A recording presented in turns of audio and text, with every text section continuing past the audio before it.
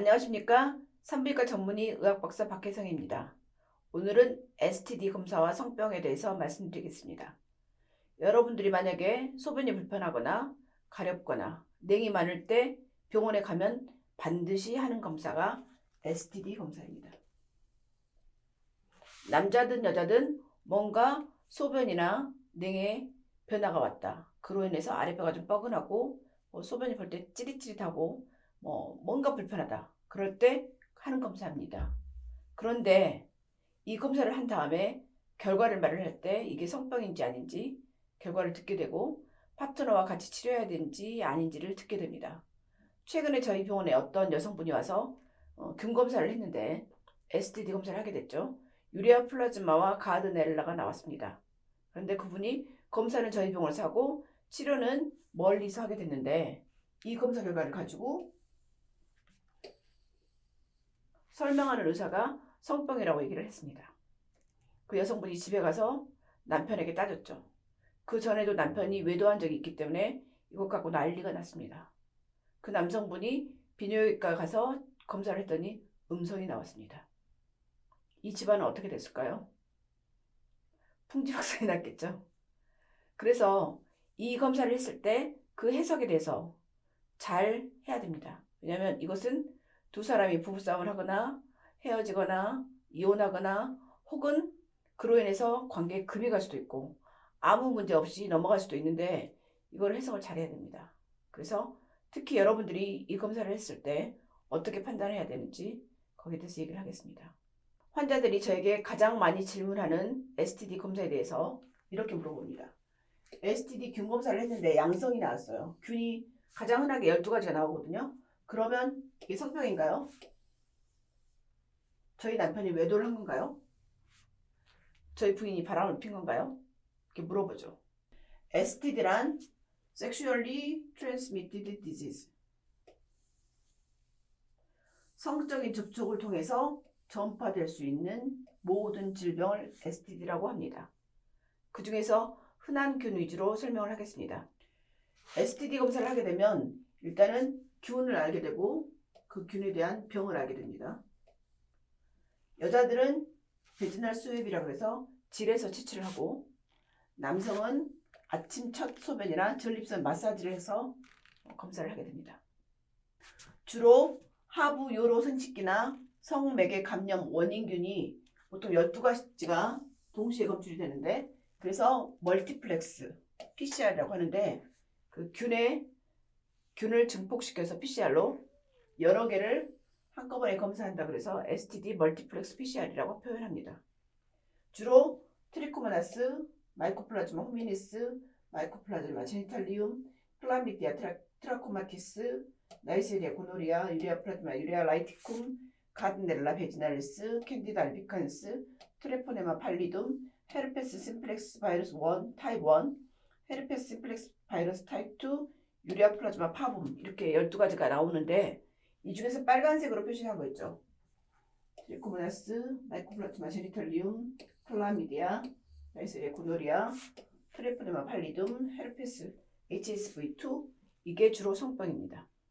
그러면 나머지 균은 성관계에서 감염은 될 수 있지만 반드시 성병이라고 하기는 어렵습니다.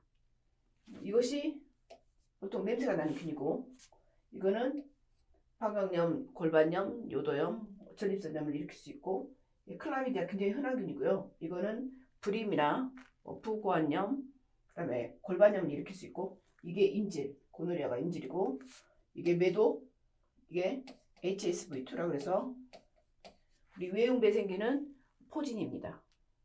한때 이것 때문에 그 인터넷에서 굉장히 유명했던 약사가 난리가 난 적이 있었죠. 그래서 이건 근데 HSV2는 입주에 생기는 게 타입 1이거든요. 이게 구강성교를 통해서 타입 2가 되기도 하고 그리고 피곤할 때도 생길 수가 있어요. 꼭 성병이라고 볼 수는 없지만 이게 한번 생기면 성관계에서 감염될 수 있거든요. 그래서 이게 있을 경우 반드시 그때 당시 성관계를 좀 피해야 됩니다. 그러니까 물집이 있거나 궤양이 있을 때 성관계를 피하는 게 좋지 그렇지 않으면 감염될 수 있고 이게 평생 감염되기 때문에 불치병이라고 표현하는데 실은 면역력이 떨어질 때마다 생길 수 있죠. 만약에 한 명의 파트너가 감염이 됐을 경우 다른 파트너에게 감염된 율에 대해서 데이터가 있습니다. 예를 들어 HIV, 에이즈죠. 에이즈 같은 경우는 여성에게 한 번 섹스를 했을 때 0.08에서 0.19%, 그리고 남성에게는 0.05에서 0.1%. 남성이 조금 더 감염되기가 쉽죠.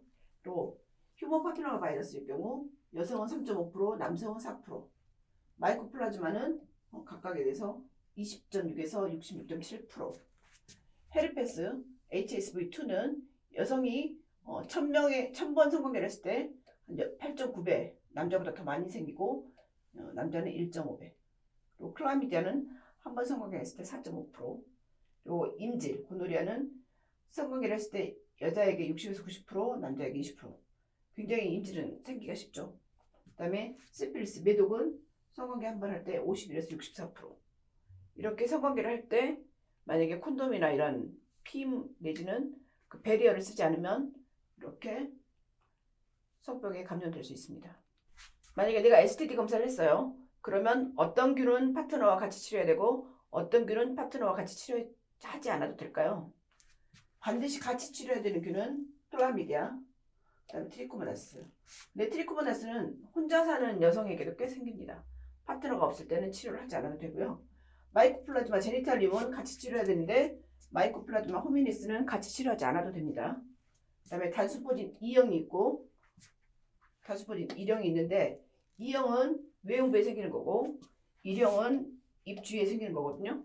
하지만 입 주위에 생겼어도 구강성교를 할 경우 타입 2로 감염을 시킬 수도 있고 특히 거기 상처가 있을 때 감염을 시킬 수가 있기 때문에 웬만하면 타입 1이든 타입 2든 포진이 있고 궤양이 있을 때는 성관계를 좀 피하거나 키스를 좀 피하는 게 좋겠습니다.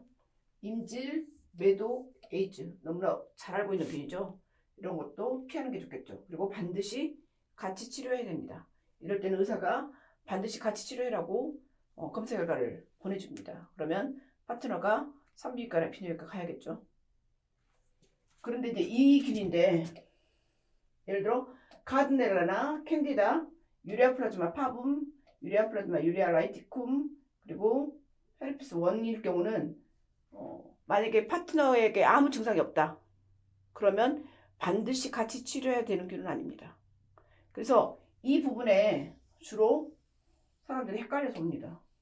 그리고 이 부분을 잘 모르는 경우 집에 가서 같이 치료하라고 그러면서 큰 소리 치고 혹시 너 바람 핀 거 아니냐고 얘기를 하게 되는데 이 균을 가지고 바람 폈다고 얘기를 하시면 절대 안 됩니다.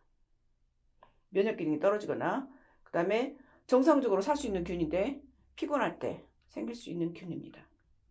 똑같은 STD 검사인데 여러분에게 검사 결과를 카피해서 주면 그게 한글로 나와 있지 않아요. 이렇게 영어로 되어 있거든요. 영어로 되어 있는데 클라미디아 트라코마티스, 트리코모나스 베지나리스, 마이코플라즈마 제니탈리움, HS 타입 2, 나이세리아 고노리아, 트레포네마 팔리둠, HIV 이런 게 써져 있다. 그러면 같이 치료해야 되는 거고 가드네라 베지나리스, 캔디다 알비칸스, 유레아 플라즈마 파붐, 유레아 플라즈마 유레아 라이티쿰, 마이코플라즈마 호미니스, HS 타입 1이다. 그러면 증상이 있을 때만 치료합니다. 보통 검사 결과를 보면 이렇게 사람 이름이 써져 있고 이렇게 균 이름이 있고 그리고 판독지가 이렇게 균에 대해서 판독지를 보게 됩니다. 그러면 이제 어떤 사람에게 STD가 필요할까요? 예를 들어 성관계를 맺었는데 평소와 다른 증상. 예를 들어 갑자기 내기 팬티 한 장 정도 적실까 말까 했는데 팬티를 서너 장 아니면 팬티라이너를 서너 장 갈아야 할 정도로 양이 많거나 가렵거나 악취가 나거나 아랫배가 아프거나 소변 볼 때마다 따끔따끔거리거나 특히 악취, 가려움, 하복부 통증, 소변 볼 때 타는 듯한 증상이나 잔뇨, 고름 같은 냉, 초록색 냉, 치즈 같은 냉, 지나치게 많은 냉대야, 또 활발하게 성생활하는 사람들은 1년에 한두 번 정도 규칙적으로 검사를 하는 게 좋습니다. 왜냐하면 성병이 생겨도 증상이 없는 경우가 4분의 3 정도 됩니다. 그리고 새로운 파트너가 생겼을 때 검사를 하는 것이 좋겠습니다. 질환에는 락토바실러이가 정상적으로 삽니다. 이렇게 락토바실러이처럼 우리 몸속에 노말 플로라 정상적으로 사는 균이 있는데 이런 균들이 유레아 플라즈마 파붐, 가드넬라 같은 균이 특히 그러기 때문에 이럴 때는 본인이 증상이 없으면 치료를 안 하기도 합니다. 특히 감기처럼 체내 밸런스가 깨지면서 질염이나 방광염이 유발되게 되는데 이 STD 검사에서 양성이 나왔다고 모든 균이 성병은 아니라는 거. 그래서 이로 인해서 남편을 쥐잡듯이 잡으면 안 된다는 것을 꼭 말하고 싶습니다. 성병은 진행이 되어도 무증상인 경우가 많습니다.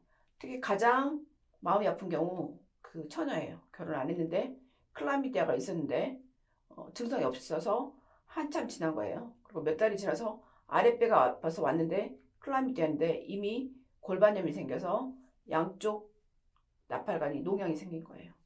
이런 경우는 나중에 불임이 될 수 있거든요. 그래서 균 검사를 규칙적으로 하는 것이 좋습니다. 환자들 중에는 뭐 하루에 여러 명 환자를 보니까 착 보면 알지 않냐고 말을 하는데 비슷한 증상을 말을 해도 성병인 균과 성병이 아닌 균이 비슷해요. 증상이. 그렇기 때문에 검사를 하면 절대로 원인균을 알 수 없고 다행인 것은 에이즈를 빼고 거의 대부분의 균은 항생제를 일주일이나 2주일 정도 먹으면 완치가 됩니다. 그래서 빨리 검사하고 빨리 치료하는 것이 굉장히 중요합니다. 그리고 성병만 갖고 남녀 관계가 깨질 만큼 두 사람의 신뢰가 단단하다고 하면 성병으로 인해서 남녀 관계를 굳이 깰 필요는 없다고 저는 생각합니다. 감기처럼 생각하면 되거든요. 오늘 STD 검사를 할 때 뭐 파트너와 같이 치료해야 되는 균, 파트너와 같이 치료하지 않아도 되는 균에 대해서 얘기는 했지만 때로 어떤 균은 혼자만 치료하고 치료가 잘 안 되는 경우도 있습니다. 그리고 남자들 소변 검사에서 첫 소변에서 본다고 하는데 병원에 왔을 때 첫 소변이 아닌 경우도 있고 그리고 전립선 마사지까지 안 했을 경우 전립선에 염증이 있거나 더 그럴 경우 검출이 안 될 수도 있기 때문에 싸우기 전에 일단은 검사해보고 같이 약을 먹는 것도 권장드립니다. 성병은 여러분들이 살면서 감기처럼 굉장히 흔한 거기 때문에 이 문제로 인해서 가정을 깨트리거나 두 사람의 관계가 깨지지는 않는 것이 좋겠다고 생각합니다. 지금까지 산부인과 전문의 박혜성이었습니다.